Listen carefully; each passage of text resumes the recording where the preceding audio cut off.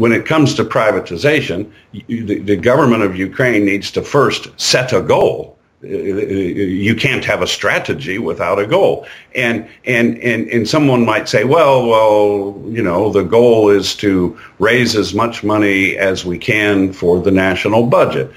That's not much of a goal, okay? If you ask me, okay, that's a goal. Let's use the state property fund to collect dividends, collect rent. Let's occasionally sell some stuff, usually at a fraction of what it could potentially be worth, to raise money for the government. That's not a goal. That's a survival strategy. Okay, that's like borrowing paycheck to paycheck. A strategy would look something like this: what assets, I'm going to use the word assets, not companies, because remember, a company is just an agglomeration of assets. So when the government sat down and said, okay, we're going to create this company and we're going to give this company a name through the corporatization process, they chose what assets to put in there. And they didn't have to create one company. They could have created 2 or 3 or 4 companies. So a company is just an accumulation of assets. So the government should back away from the concept of companies and start looking at the concept of assets.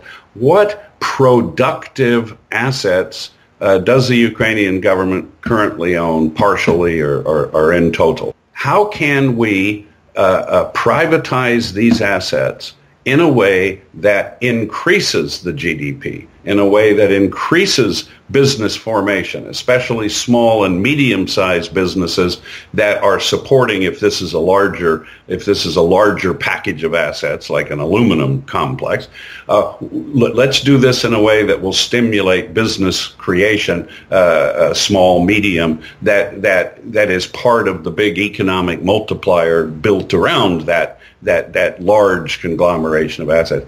Let's do this in a way that increases, not decreases, employment.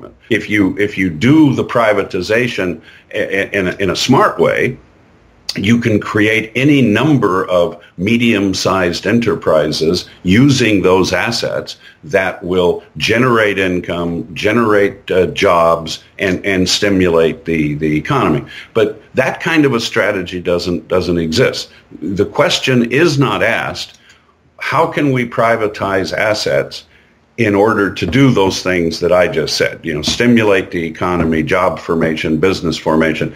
The question that's always asked is, how much money can we get from the state how much money can we get from privatization today?